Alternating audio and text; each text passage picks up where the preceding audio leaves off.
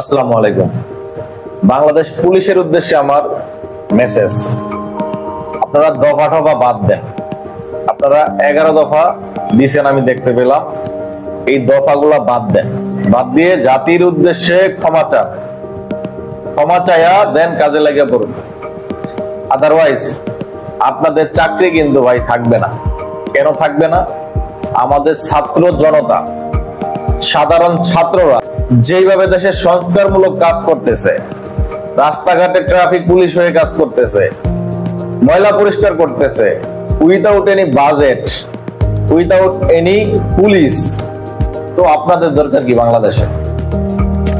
আমি তো মনে করি বাংলাদেশ পুলিশের এখন বাংলাদেশের দরকার নাই। আগে সাধারণ মানুষ আপনাদের ভয়ে রাস্তায় বেরোতে পারতো না। আমি বাইকার, আমার কাগজপত্র হেলমেট সব থাকা সত্ত্বেও আমি ভয়ে থাকতাম। কার ভয়ে থাকতাম? ট্রাফিক পুলিশের ভয়ে থাকতাম। এখন এগুলা কিচ্ছুই নাই।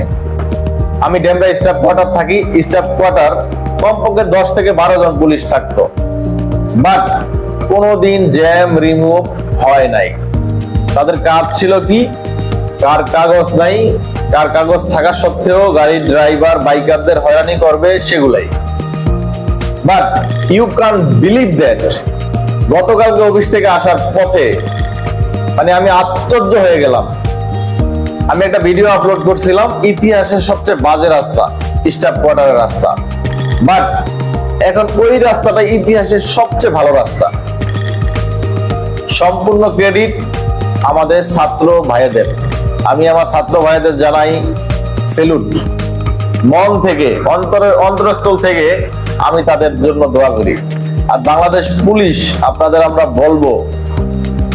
আমি বলবো যে আপনারা দফা টফা বাদ দেন, জাতির কাছে ক্ষমা চায়া কাজে লাগা পড়ুন। যে ভুল করছেন এই ভুল আর করেন। আশা করি আমার সাথে সবাই একমত হবেন। সবাই ভালো থাকবেন, সুস্থ থাকবেন। বাংলাদেশ দীর্ঘজীবী হোক। আসসালামু আলাইকুম।